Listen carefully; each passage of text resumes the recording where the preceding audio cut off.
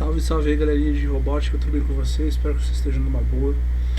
A gente está aqui para começar mais uma aula, inclusive com algumas novidades. Uma delas é que nós vamos começar basicamente uma nova apostila. Essa aqui, infelizmente, vocês ainda não têm, mas vocês vão passar a ter acesso depois. Tá? Esse aqui é o nosso volume 2. Alguns materiais que vão estar nessas aulas, a gente chegou até algumas coisas lá atrás, lá no comecinho do nosso curso. E eu vou estar trazendo de volta a memória nessas aulas digitais que a gente vai ter a partir de agora. Beleza? Com relação à segunda good news que a gente vai ter aí. Ontem, conversando com o Mauro, que é o gestor da nossa empresa, né, da Compacta, ele nos deu um aviso de que a gente vai voltar até as aulas presenciais. Beleza? Essas aulas presenciais, elas vão seguir as normas de biossegurança. Então, papai e mamãe, relaxa, tá? A gente vai buscar seguir essas normas, até porque a própria faculdade, a Anhanguera, ela tem salas que são muito amplas, então elas cabem ali uma média de quase 100 pessoas, então para você colocar somente 20, 25 alunos, é um espaço considerável entre eles, tá certo? Então não precisa entrar em neura, não, vai ficar muito junto, não. A gente vai tentar manter as distâncias de mais ou menos de 1,5 m a 2,5 m entre um e outro, para justamente facilitar. Só lembrando sempre, tá? Voltando com as aulas presenciais, galerinha, ficou gripado, ou teve ameaça de gripe, ou princípio de uma alergia muito forte, não vá para as aulas. Por quê? Porque pode causar uma certa comoção, pode causar um certo receio. Nós sabemos que as pessoas estão com medo neste momento, então vamos buscar não fazer alardes ou provocar alardes, beleza? Tendo dito isso, a ideia basicamente é que a gente volte já pro dia 5, tá? Então no caso seria semana que vem, no próximo sábado. Provavelmente a nossa área de administração vai estar confirmando com vocês. Vocês estão vendo ali minha cachorrinha ali do lado, ela está se divertindo sozinha. Mas a ideia basicamente é que a nossa administração vai entrar em contato com vocês, tá certo? E vai estar avisando sobre esses procedimentos. Só fico a devendo se vai ser realmente a partir do dia 5 ou da semana seguinte. O que eu acho que vai ser somente a partir da semana seguinte, ou seja, lá pro dia 12. Mas eles vão estar confirmando para vocês. Tudo bem? Tendo dito isso, a gente volta para nossa aula teórica, tá? Vou passar aqui para a segunda tela. Vamos lá. Opa! A gente estava dando uma revisada aqui nos materiais. Mas beleza. Vamos lá. A nossa aula de hoje basicamente é tratar sobre o princípio da gravidade. Vocês sabem o que é gravidade? A gente chegou a tratar lá atrás sobre a questão da aplicação de forças. E a gravidade é uma dessas forças. Ela é uma das forças fundamentais. Tá certo? É ela que vai dizer, na verdade, vai ditar basicamente a questão da atração dos corpos. Ou seja, quanto maior for o corpo, no caso nós não estamos falando somente em questão de ser gordinho ou não, né? Vai ter alguns aí fazer umas piadinhas meio sem graça, mas a questão, quanto maior for o corpo, maior quantidade de atrações, ou seja, a quantidade de corpos que ele pode atrair. A gente pode ver, por exemplo, o tamanho da Terra, ela é capaz de atrair um corpo semelhante ao da Lua. A gente pode ver pelo sistema que a gente tem aqui na frente, tá? Você vê que essa ondulação para dentro é justamente essa atração. No caso, quando a gente vai falar sobre gravidade, ela também trata sobre a questão do limite dessa atração. A Lua seria por aqui, neste campo. Então, por ela ter uma massa menor, ela é atraída pela Terra, e não o contrário, a Terra é atraída pela Lua. Então o que acontece? A Terra, ela gera essa absorção, né, para o seu centro. E no caso, por que a Lua ela não vai direto de encontro com a Terra? Porque ela fica exatamente no limite dessa atração. Então ela não sofre esse encontro, esse choque, essa descida. Na verdade, ela fica justamente no limite entre os dois corpos, a atração dos dois corpos. E aí fica esse círculo de circundação. Beleza? Aí aqui eu vou mostrar basicamente o que eu estou falando. Todos os corpos, todos os planetas, planetóides, luas, meteoros, meteoritos, cometas, todos têm massas. Nós temos massa. Nós também somos capazes de atrair certos corpos, só que eles são corpos muito menores do que nós. Mas no caso aqui a gente pode dar uma olhada que, por exemplo, por que o Sol a gente fica sempre ao redor dele? Porque a massa dele é a maior massa que existe no nosso sistema e ele faz essa atração com relação a todos. Tanto que você vai ver,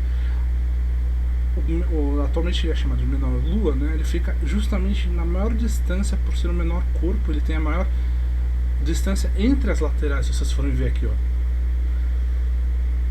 Os únicos corpos que estão mais próximos somos nós, que temos, no caso aqui são os 5 planetas menores.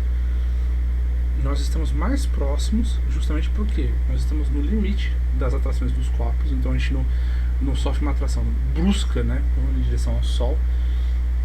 Provavelmente, se o Sol tivesse uma massa muito maior, nós sofreríamos sim uma atração e nós entraríamos em choque uns com os outros até entrar em rota de colisão com o próprio Sol. Tá certo? Seguindo aqui com o nosso material. Então, quando a gente fala que é a massa desses planetas que atraem a gente para o seu interior, nós também, como indivíduos que estamos neste planeta, em qualquer posição da Terra, somos direcionados ao seu centro. Por isso que não importa em que posição da Terra você esteja, você continua estando, por exemplo, de pé.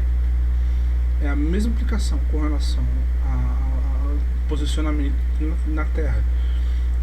A nossa direção é sempre em direção ao centro. Então, por isso que nós conseguimos, não importa se estamos no Polo Norte, Polo Sul, no Leste ou no Oeste, estarmos sempre na mesma condição, de estarmos eretos, ou seja, de pé, verticalmente, e nós continuarmos andando e sem sofrer, por exemplo, uma inclinação para frente. Então nossos corpos eles acabam sendo atraídos, mas não sofrendo aquela atração metálica, né? Você pensa de ímã, de que um vai se chocar com o outro e ficar grudado no chão. Não. Uma outra coisa que a gente tem que levar em consideração com relação a isso é que quanto maior for a altura com relação ao centro daquele planeta, né, você vai ter uma ação dessa força gravitacional que vai puxar ele, e isso aumenta a sua aceleração. E aí já vai cair diretamente numa outra coisa, que é a nossa forma de energia potencial gravitacional.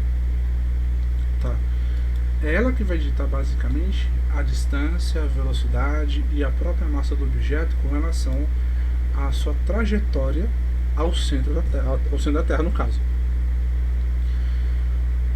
Com relação a outros planetas, você muda alguns dos valores com relação a essa fórmula, justamente porque cada planeta tem a sua própria massa, então isso altera o valor, obviamente.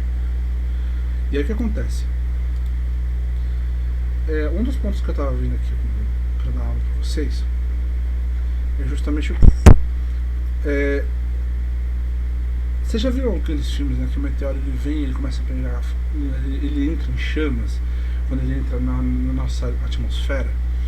Além da questão de haverem gases que entram em conflito e esse conflito gera labaredas, você tem a resistência do ar que gera atrito também, que também gera o aquecimento da superfície. Esse aquecimento da superfície, dependendo da aceleração, gera também chamas. Ela ocorre por quê? Por causa dessa fórmula aqui que a gente vai chamar de forma de energia potencial gravitacional, o FEPG. Tá? Aqui a gente tem uma forma um pouco diferente do que tem aqui no livro, mas ela basicamente é a mesma estrutura, muda somente algumas formas de nomenclatura. Primeira coisa, o energia potencial gravitacional, tá? Aqui esse P aqui embaixo ele representa força, peso, massa, gravidade e altura.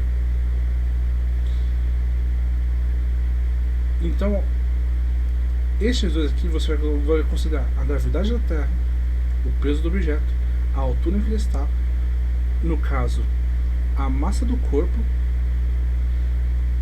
e tudo isso para definir o que? Justamente a energia potencial gravitacional do corpo. quando ele, por exemplo, um avião vai cair, qual que é a força que é exercida da gravidade sobre o peso do objeto e a distância com relação ao solo. Isso muda, por exemplo, a forma do impacto, o tamanho do dano, aonde, por exemplo, o meteoro ele cai, ele pode cair e ser pulverizado no ar. Isso é possível. Que o desgaste é tamanho ao longo do trajeto da queda, que a própria resistência do ar vai gerando como se fosse uma lapidação da pedra e vai esmigalhando, vai gerando impacto, até que ela se torna uma pequena pedrinha. Como ela pode ser grande demais, não sofrer essa lapidação e cair sobre a superfície terrestre. E aí você pode mensurar, por exemplo, o raio do dano, a profundidade do impacto, o alcance dos destroços causados, a distância de percorrimento do objeto em cima da superfície, porque existe isso também. Não é somente que ele vai cair de forma vertical, né? Existe uma forma transversal de trajeto. Então ele vai continuar tendo essa ação de movimentação ao longo de sair do céu, entrar em contato com o solo, continuar até gerar a sua total imobilização. Galera, depois eu vou passar para vocês no grupo um desafiozinho, tá, com relação a essa fórmula. E basicamente é isso que eu tenho hoje para tratar com vocês nessa aula em específico. É um tipo de review, é uma revisão, tá? Então, por favor, gostaram da aula? Vai lá, comenta. A gente vai tentar trabalhar algumas questões. Vou colocar alguns desafios para vocês fazerem nessa aula em específico. E voltando com as aulas, a gente vai fazer alguns trabalhos assim em sala de aula, utilizando o nosso próprio material. Beleza? Valeu, gente. Eu agradeço a possibilidade da aula para vocês. Desejo a vocês um bom final de semana, caso vocês estejam vendo no final de semana. Uma boa semana se vocês vejam na segunda ou qualquer dia que seja. Beleza? Até a próxima. Se cuidem. Farou.